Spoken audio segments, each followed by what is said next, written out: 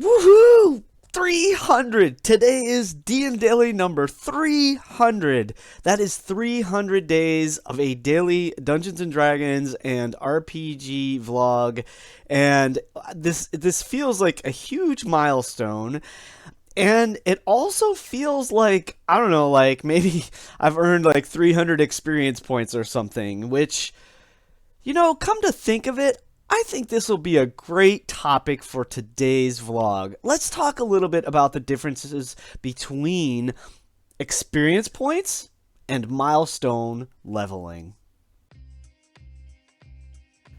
It is unbelievable that we've gotten here to 300 of these daily vlogs talking about Dungeons and Dragons and RPGs. I am so grateful to each and every one of you that watches the videos, regardless of whether you are subscribed or not. I am just glad that even one person finds some value in the ideas and thoughts and stories that I am sharing here on the vlog. So today it seemed like it would be a great time to talk a little bit about XP versus milestone leveling. Now, this is something that's very specific, I suppose, to Dungeons and Dragons. So this is definitely going to focus in on the topic that we spend the most time talking about here, because really, when it comes down to it, the game started years and years ago in 1974, coincidentally the same year I was born,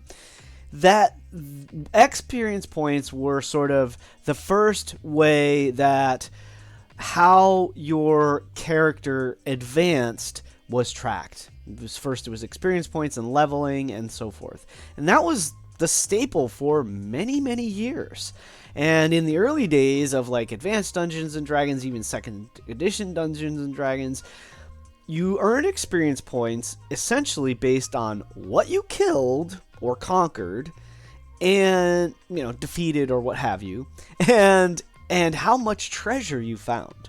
Because one of the things that's at the core of Dungeons and Dragons is that it's a strategy combat game, basically, wrapped in what we call a role-playing game that was all about like finding loot, finding the sweet loot, the cool magic items and the hordes of gold and gems and jewelry, right? And that's basically how it started. Today, it's been refined in such a way, and it's grown, I should say, in such a way that now role-playing is becoming more of the core of the game.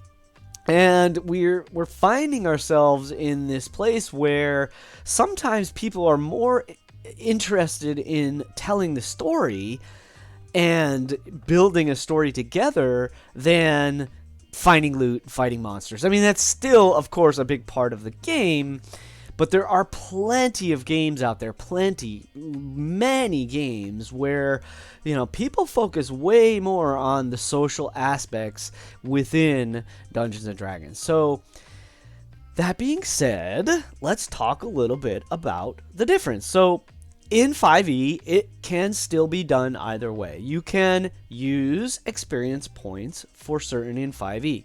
And pretty much the same way, you're going to, each, let's say, creature or foe is going to have a certain CR, which is challenge rating.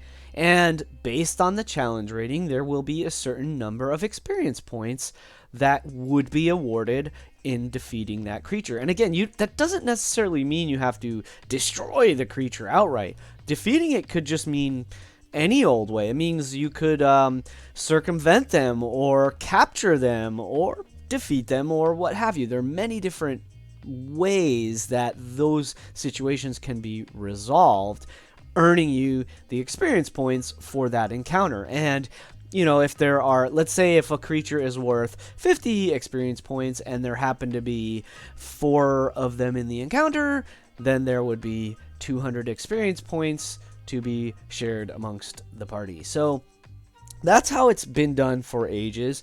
In 5e, because there is much more role-playing and so forth, then you would also award you're going to award experience points based on the role playing, I guess, during the game. And that's where it gets a little bit more into a gray area, because what one person thinks of as great role playing, another person might not. I would also say like effective use of skills and resources and that sort of thing should also warrant some, experience points and boosts from experience. I think the easiest way that most people approach this is that they sort of give a general number for any encounter that they present to the party. So if there's a social situation or there's a puzzle or whatever it happens to be that they have to sort of overcome, they give it a certain experience point value, and then depending on how successful they are, or if they fail, or if they succeed, and so forth, that's how they determine how much gets awarded. And probably as you go up into higher and higher levels, those numbers just get scaled up accordingly. So that's all about experience points. The other side of this is milestone leveling.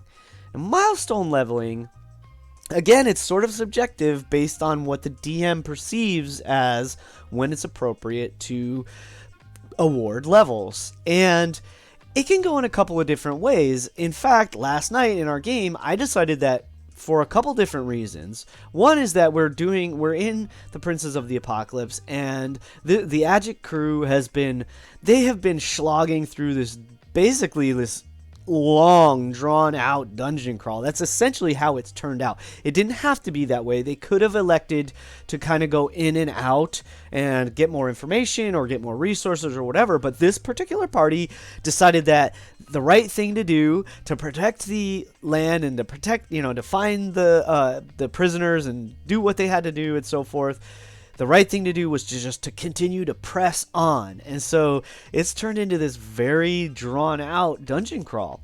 They've gone through a lot, they've achieved a lot, and because of the way they decided to do things, they're in a spot where the difficulty has ramped up really quickly.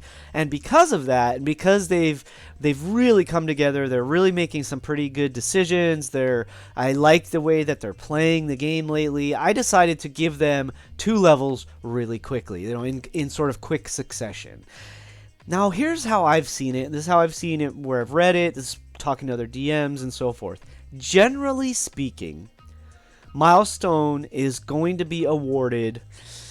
If we're talking long-term campaign, it's probably going to be roughly every 3 to 5 sessions. About every 3 to 5 sessions. Essentially, it's going to be after half dozen to a dozen encounters. And that's sort of the general rule, right? That's just general. Does that mean that's exactly how it's going to go? Not necessarily. Because you might find in your first session, your first level characters are extremely effective. They make really excellent choices. Their role playing is concise and poignant and moves the story forward. And let's say they complete their first major task all in the first session. Whereas you had it set aside that if they needed to, it could take 2 or 3 or even more sessions, depending on what they decided to do, who they decided to talk to, how much role playing they got involved with, and so forth. So your game, and even your, let's say, Monday night game, may be very different than your Friday night game, and even if you're still the DM. And so Milestones is, again, still somewhat subjective. But it's based a lot less on, like, what are the number of monsters you fought and battled and defeated, and what was their, CR and value and so forth, and how much role-playing and this and that. It's more like when the story, when it makes the most sense within the story. That's probably the best way to summarize how milestone leveling works. When you're telling a story and you get to a point where there's a really good moment of like, wow, you guys just accomplished something awesome. You defeated the boss, you figured out a puzzle, you've returned with the information you needed for this next stage of your journey, and so forth. So milestone leveling is fantastic. And here's a little preview of why this is sort of on my mind even. We're at DnDaily number 300, and so it seemed like it would be a fun topic because of that and the meaning of 300 and how we as humans, at least in our modern culture, seem, especially in the West, we seem to be very focused on like tracking our progress in real life as well as in our games, apparently. You know what?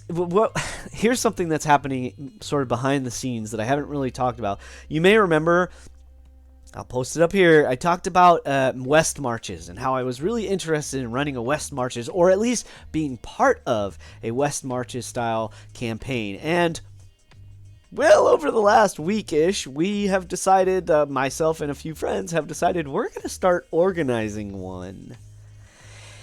And so stay tuned for that. There will be more information as the weeks go by. It's not going to happen for another month or two at the very least, because it takes a lot of organizing and a lot of preparation on the part of the DMs to get things ready, to get the world sort of ready to then unleash on the players. I'm super excited about this if you can't already tell. And because we're getting ready to run this, one of the questions we have to ask ourselves is, are we going to be, and this came up in our conversations, is are we going to be using XP or milestones? For a West Marches campaign, it seems like experience points kind of makes the most sense. But it might not. We have to have a little bit more of a discussion involved.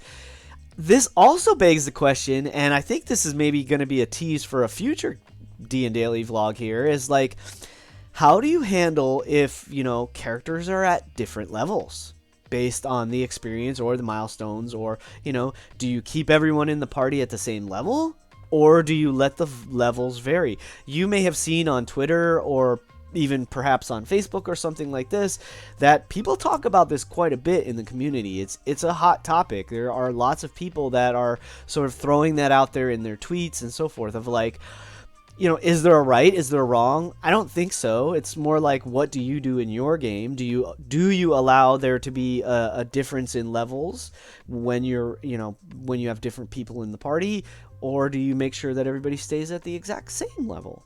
I've done both. I like both. There are merits to both. But let's talk about that more in a future video. In the meantime, once again, let me just say thank you for being here. Thank you for enjoying and participating in the stream, the comments, and the community that's growing. I've mentioned the Discord information is in the video details every day now, so come join us on the Discord. Let's talk more about Dungeons & Dragons RPGs. Let me know what you want to hear about. I'll see you tomorrow. Keep rolling 20s. Remember, it's your game. Play your way.